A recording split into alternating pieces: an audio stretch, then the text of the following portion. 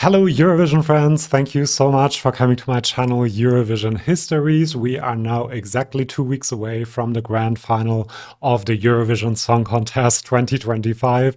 My excitement is growing. I hope yours is too, to finally get to Eurovision week and see all of these great performances and everything else. However, before we see the rehearsals, before we talk about the running order, and I'm going to talk about all of that on this channel, so do subscribe if you haven't yet, I want to make a prediction on who will win Eurovision 2025. I will have a few long shots that I will talk about and also 5 songs that I think are the main contenders to win Eurovision this year. However, before I do that, I wanted to look at the past very quickly just to show you how you win Eurovision. So there are different pathways for songs to win the competition. Obviously, we have 2 different votes, the juries and the televote. And in 2019, you see an interesting phenomenon with Duncan Lawrence, who didn't win either of these 2 votes, but still managed to win Eurovision overall with 498 points because he was doing quite well in both the juries and the televote's only a few points away from the winner of either of these votes. And we also see that you need around 500 points to be a Eurovision winner. That's an important number that I will mention during this video a few times.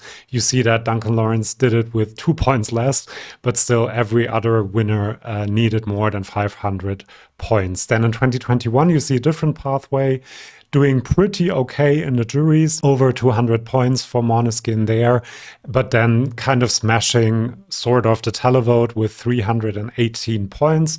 However, we'll see in a minute that there are some other songs that got even more televote points. In 2022, that's kind of a special year, I think, and a bit of an outlier because Kalush Orchestra got 439 televote points, more than any other country before. And I would actually say I don't think we will see something like that again in the near future. And it was also quite special because Kalush Orchestra would have won Eurovision with only around 30 jury points. That would have been enough, and that is a big outlier because usually you need more than 30 points in one of the votes. Usually you need around 201 and then 300 in the other to reach those 500 points you need to win. However, as you have seen, if you completely smash one of the votes, you don't need as many in the other. That's clear, obviously. And then in the last 2 years, we saw another pathway where you smash the jury vote, Loreen 340 in the juries, Nemo 365, and then get a pretty decent televote as well. And both of them, as you can see, got more than 580 points overall to be the winner. And despite everyone saying that Sweden and Switzerland only won because of the juries, which is partly correct, you also have to remember that they got a very decent televote north of 200 points, and without that, they would not have won. So what do we want to remember? A song that wants to be a Eurovision winner needs north of 500 points or around 500 points. If you don't achieve that, you're probably not going to be a contender. Then you want to do well in both votes, but if you do not as well in one of the votes because you're not televote friendly or not appealing to the jury, you have to really smash the other vote. And in the last 3 editions, you could have gotten the impression that there's always a song that either smashes the televote or the jury vote. However, I wanted to look at the jury and televote winners over the last couple of years. The first thing I want to note is that most of the time, the televote winner gets a lot more points than the jury winner. So the televoters agree a lot more on which song they like the most. And if you look at 2019 and also 2021 in a way, you can see that you don't necessarily have a song that completely dominates either the televote or the jury vote. In a quite open year like 2019, both the televote winner and the jury winner had below 300 points. And that is how we got a compromise winner like Duncan Lawrence. And sometimes I feel like people have a bit of a fallacy that they think the same thing as in the last 2 years, and we can see it here, will happen. One song completely dominating the juries and another song kind of dominating the televote. All of them had above 300 points, as you can see there. But that doesn't necessarily have to happen. And in an open year like this year, maybe it won't, actually. So having all of that in mind, let's look at who I think has it in them to win Eurovision 2025. I want to start with a few long shots or maybe honorable mentions that could happen, but I don't see it happening at the moment before we get to the 5 where I do see a pathway to the win. First of all, I have Zoe May and Voyage. Partly maybe because I love this entry so much, but I also think that it has a very specific vibe to it. And if there is a Salvador Sobral moment, the last winner who won both the televote and the jury vote with a very subdued ballad, kind of old-fashioned, I think it could be Zoe May. If they create a very intimate staging and Europe feels it on the night, I could see it happen. But as I said, it's a very long shot. Then I have Mirjana Conte and Serving for Malta. Again, a long shot, but I think the fact that this was viral on TikTok, the whole controversy about the word that she cannot use might bring her some publicity, and she also sells the song really well. They can go completely overboard with the staging with this, and so this might win the televote. It's a very long shot, but it might happen. The main reason why I don't have it in the contenders is because of the juries, because I don't think that this will get enough jury votes to actually push it above 500 points in the overall point total. Then Tommy Cash and Espresso Macchiato. I find this a bit more likely than Malta, actually, but it's still a long shot. So I ordered this in increasing likelihood of being a winner. I think the juries might go for this a bit more than for Malta because it is a very catchy song. It is well composed and has a kind of pop structure that the juries might go for. It might win the televote, could go viral from the time from the semifinal to the final. But again, I think the juries are the big problem here because I don't see this getting enough jury votes to get above 500 points overall. Then I have Shkorda Elektronike and Germ, a very beautiful song that a lot of Eurovision fans like. They are doing really well in the ESC scoreboard, but I still have it as a long shot because this is the kind of song with ethnic elements that the juries don't really love in the national language as well. And then this male vocalist part could turn a few people off as well. This could be, however, the shum of this year, getting a huge televote. Maybe the Albanian diaspora is activated as well, but then not really doing all that well with the juries. Then I have Yuval Raphael for Israel, based on what happened last year with a very similar song and a similar situation. I think this might happen, but it is a bit of a long shot because the juries gave Hurricane around 50 points. And I thought about this, even if she manages to get a Kyrie-like televote, so like 376 points, and she doubles the jury vote of Hurricane, that is still not enough to get across the 500-point mark, which is the main reason why I don't have it in the contenders. Might still happen, very hard to predict, but for now I have it in the long shots. Then I have Adonis and Kiss Kiss Goodbye for Czechia. I actually thought about adding this to my contenders, but I left it in the long shots for now. The main reason why I think this has a chance is that this could be a potential jury winner, maybe not with a margin like Louane or Nemo, but maybe a Tamara Tudevska margin, because the song has just so many different elements that the juries usually like. It's a pop song in English. It has a pretty standard structure. His vocals are incredible. He will perform this incredibly professionally. This will have a great choreography. And so I think this could win the jury vote. I'm a bit apprehensive about the televote, however. I think this could do well, but overall, I couldn't see this get over 500 points in the end, but let's see the staging and maybe I will change my tune. So those are the long shots. Let's look at the actual real contenders I can see win Eurovision this year. First of all, I have Erika Wigman with Ich komme for Finland. She's doing really well in Eurovision Scoreboard, third place there at the moment, which might suggest a healthy televote. I think that the staging, the genre the song is in, and the catchiness of it as well as this ability Erika has to sell the song 100% could make this a televote winner in the end. I think the staging is amazing as well and very impactful. And I also think the tempo change at the end of the song will help this stay memorable in a shum kind of way, which also increased the tempo throughout the song, and people just went crazy for it. And I think that might happen here as well. So the pathway I could see for Erika is to be a Carrier or Baby Lasagna style televote winner with around 330 televote points, and then also convince more jury members than Carrier and Baby Lasagna did. She is a better vocalist. I think the song is more of a standard pop song than both Cha Cha Cha and Rim Tim Tagidim were, so she might convince more jury members. It is a very well produced and catchy pop song. I think the tempo change will also convince the juries, and so there is a pathway where she smashes the televote and gets a pretty good jury vote as well, maybe something like Måneskin kind of thing, where she actually wins. I think the main problem for her might be the juries, if they don't like the subject matter or think this is too much of a novelty entry, which it isn't, but maybe they might think that, and don't give it a lot of points. That might kill its chances. I also think that more conservative viewers, maybe also in more conservative countries, might have a bit of a problem with the performance and the subject matter. But if they subdue the staging a bit, I've heard that that might happen.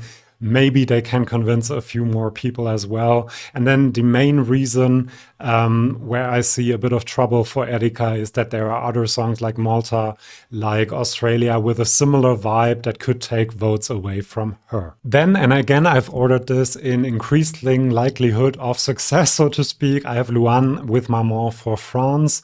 This is obviously an expertly performed ballad. She has amazing vocals. It is incredibly emotional as well, a personal message that she can get across. I think she's an actress as well. And if they get a staging that really sells the point of the song, the emotional message of the song, I think lots of people could go for this, both in the juries and the televote.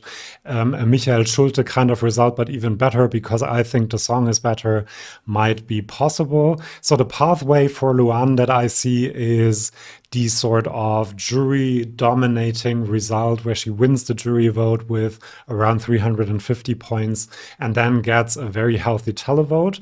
Or the other pathway might be a compromise winner, a Duncan Lawrence kind of thing, where she does really well in the jury vote, doesn't win it, maybe Austria does, or another song, or Czechia.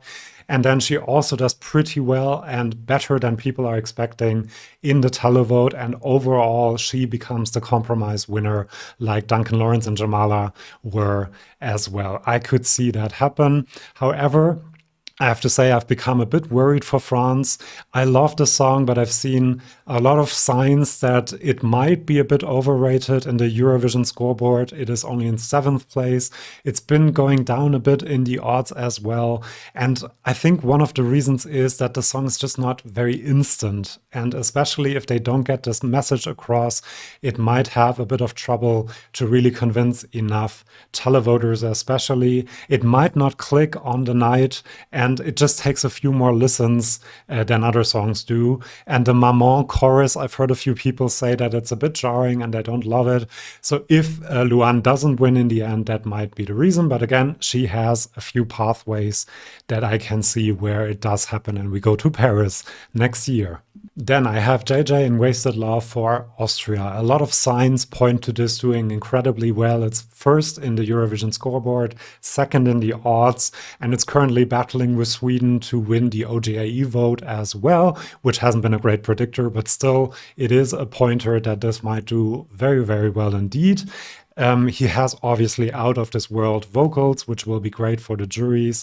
The song is very dramatic in the instrumentation, which can make it stand out. And this climax at the end, especially if they find a great staging for it, can make this incredibly memorable, a bit like Erika's tempo change at the end, that can make it stay in people's heads in the end when they pick up the phone to vote for it, and also for jury members, same thing. The instrumentation of the song and the way it is composed will also be something that the juries can hugely appreciate, I'm quite sure. The vocals, I've seen so many vocal coaches and experts when it comes to vocals say that this is incredibly hard to sing, and the juries will also respect that tremendously, I'm quite sure. And so the pathway for JJ and Austria is quite clear, I think. It would be a Loreen Nemo type of result where they get a huge jury vote, win the jury vote, maybe with a big margin like Loreen and Nemo, and then get a healthy enough televote to win overall. If the staging is as impactful as they have promised it will be, I'm still a bit skeptical, but we shall see. That might actually happen, and it could get above 200 points in the televote as well, because it is very memorable and will stand out. One of the troubles that might be there for Austria is that the juries in the past have not gone for pop opera all that much. Most of them have come sixth in the jury vote. I think this will do better because it's a better composition and a better song overall. However, it might not be enough to have this huge margin that can set off a huge televote winner, and that might be one of the reasons why Austria in the end doesn't win. Also, I think the staging is still a bit of a question mark. If they don't get it completely right, that might hurt its chances, obviously, as well. And then I think the running order will also play a bit of a role, and we'll see during rehearsals how the stagings look. By the way, I will be talking about the running order of the final. I will be doing predictions for the semifinals and also talk about all the rehearsals. Obviously, I have online accreditation for this year again. So if you don't want to miss that, do subscribe to this channel. Only a third of you watching this video are, and I would love to spend Eurovision week with all of you guys. Then in second place, and this was kind of surprising to me as well preparing for this video, but I have Claude and C'est la vie for the Netherlands, because this is an expertly performed pop song. It's incredibly catchy. I think it feels very cozy. It feels like a song that you could hear on the radio, but at the same time, it doesn't feel all that generic. It's still quite special with the mix of languages, with the personal message. And I think it is special and cozy in a way, but it's not too special like some of the songs that might win the televote, but then be too special for the juries. So the main reason it's in second place for me is because I don't really find all that many counter arguments why this wouldn't do well. I'm always in between, either the Netherlands doesn't even make the top 10 or this might actually win, because if it does work, it works, and if it doesn't work, then it doesn't work.